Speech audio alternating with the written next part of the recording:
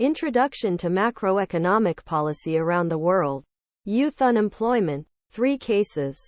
Chad Harding, a young man from Cape Town, South Africa, completed school having done well on his exams. He had high hopes for the future. Like many young South Africans, however, he had difficulty finding a job.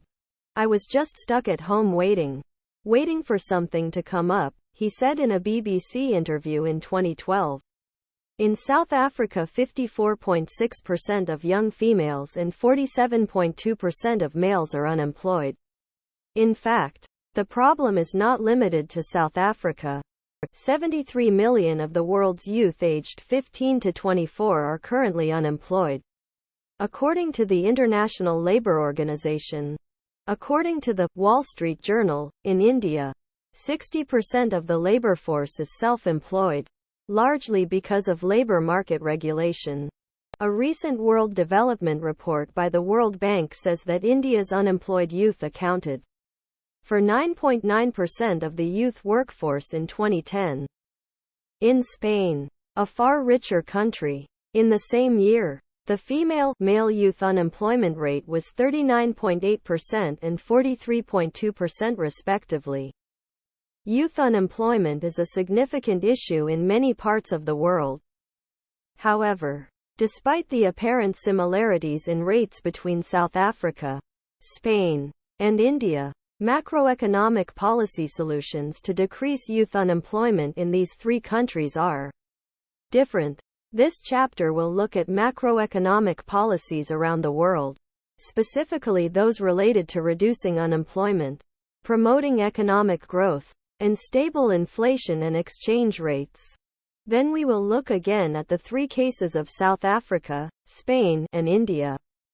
Introduction to Macroeconomic Policy Around the World.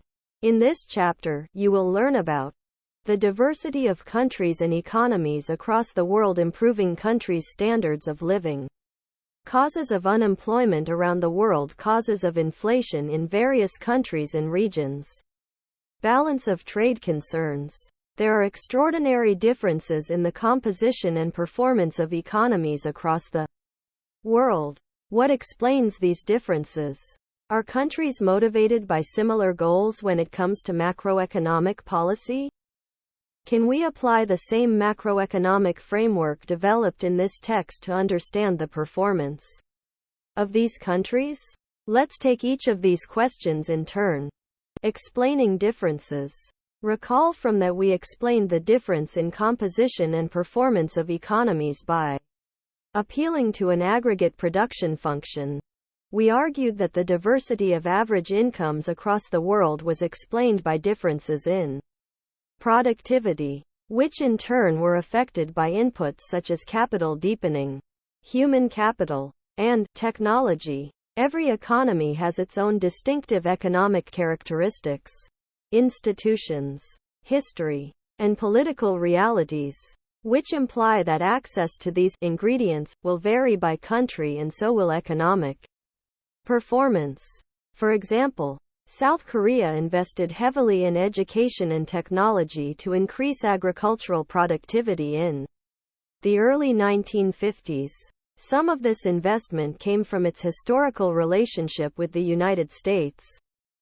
As a result of these and many other institutions, its economy has managed to converge to the levels of income in leading economies like Japan and the United States. Similar goals and frameworks. Many economies that have performed well in terms of per capita income have, for better or worse, been motivated by a similar goal: to maintain the quality of life of their citizens. Quality of life is a broad term, but as you can imagine, it includes but is not limited to such things as low level of unemployment, price stability, low levels of inflation, and the ability to trade.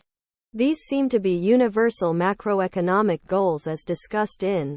No country would argue against them.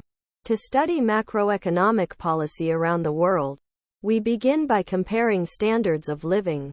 In keeping with these goals, we also look at indicators such as unemployment, inflation, and the balance of trade policies across countries.